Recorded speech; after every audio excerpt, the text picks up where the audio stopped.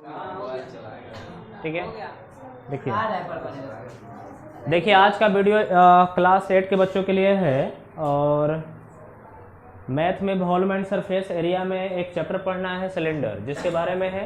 तो ये थोड़ा सा पहले थ्योरी को समझ लेते हैं। थ्योरी हम लोग का ये होगा कि स्पेशल एक्सरसाइज 20B जो है वो सिलेंडर से रिलेटेड है। ठीक है, तो सिलेंडर होता है कैसे, उसका पिक्चर के माध्यम से देखते हैं। सिलेंडर बोले तो मैं हिंदी में इसका लिखे देता हूँ। बेलन होता है, घर में रोटी वगैरह बनाने के लिए इस्तेमाल करते होंगे आप लोग, है कि नहीं है। कभी कभी महिलाएं अपने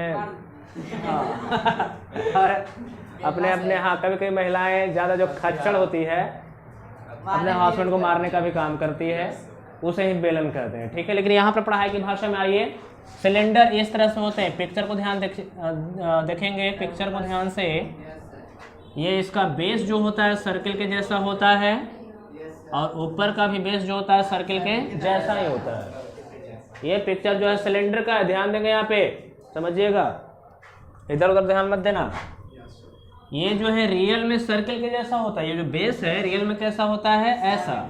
लेकिन हम पिक्चर में क्या होता है कि पूरा पूरा ऐसा दिखाएंगे तो पिक्चर बढ़िया नहीं बनेगा, बातचीत मत कीजिएगा। तो इसलिए इसको ऐसा दिखाया जाता है। तो इसमें अगर फेस की बात करते हैं तो फेस कितने हो गए, 3। फेस कितने हो गए, 3। और इसमें क्या होते हैं कि 2 फेस जो हो गया, 2 सर्कुलर फेस हो गया, 2 फेस कैसा हुआ, सर्कुलर, और 1 जो हुआ कर्व फेस हो गया। कैसा हो गया, कर्व फेस हो गया। ध्यान देंगे, टोटल नंबर ऑफ फेस कितने हो गए, 3 हो गए, जिसमें 2 सर्कुलर फेस हो गया, एक कितने फेस होते हैं, कर्व। बेस जो होता है, इसका बेस की अगर बात करते हैं, सिलेंडर का बेस सर्किल के जैसा होता है। बेस क्या होता है, सर्किल। सिलेंडर का बेस क्या होता है, सर्किल होता है। तो याद रखेंगे यहाँ से, सर्किल में पूरा जो अगर इसका नेमिंग अगर ए बी कर दिया जाएगा तो ए बी क्या हो जाएगा, डायमीटर। ए बी क्या होगा, डायमीटर। तो ए बी आपका डायमीटर यानी डी हो जाएगा, तो रेडियस इसका आधा ही होगा ना। रेडियस क्या होगा, डायमीटर का आधा। तो R इक्वल टू होता है D/2। R इक्वल टू क्या होता है, D/2। तो सिलेंडर में भी डायमीटर की बात आएगी और रेडियस की भी बात आएगी। डायमीटर अगर दिया हुआ रहेगा तो रेडियस हमें निकाल लेना पड़ेगा।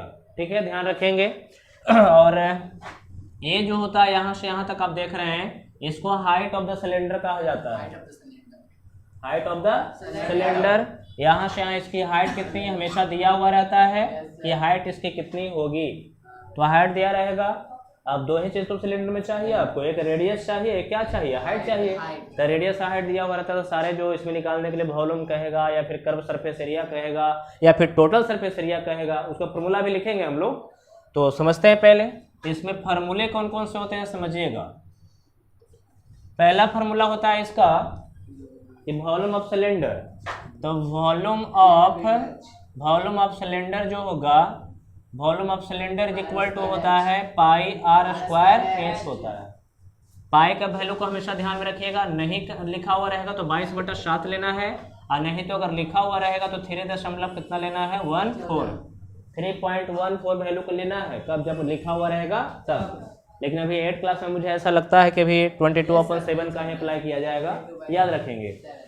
दूसरा फॉर्मूला इसका होगा कर्व सरफेस एरिया। CSA मतलब क्या होता है, कर्व सरफेस एरिया। और CSA को ही लेटरल सरफेस एरिया भी बोला जाता है, इसका सिलेंडर का। तो curve surface area of cylinder या फिर lateral surface area of cylinder क्या होता है, तो πRH होता है, पहले भी पढ़ाया हुआ है। और तीसरा टोटल सरफेस एरिया क्या हो जाएगा, टोटल सरफेस एरिया को सरफेस एरिया भी लिखता है, टोटल सरफेस एरिया को सरफेस एरिया भी लिखेगा, ध्यान रखिएगा। तो ये हो जाता है 2πr × r+h। ये फार्मूला होता है, मतलब कर्व सरफेस एरिया और ऊपर नीचे का बेस का एरिया ऐड कर दीजिएगा ना।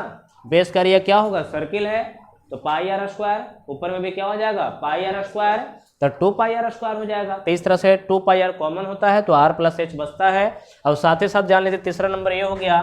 चौथा नंबर है फॉर्मूला जान लीजिएगा, area of base of the cylinder कह देगा, कभी कभी ऐसे भी देता है, area of the base of cylinder, of a cylinder. Sir base का एरिया कह देगा सिलेंडर का। तो ध्यान रखिएगा, ये सर्किल है ना, ये क्या है, सर्किल, ये क्या है, सर्किल। तो πr²।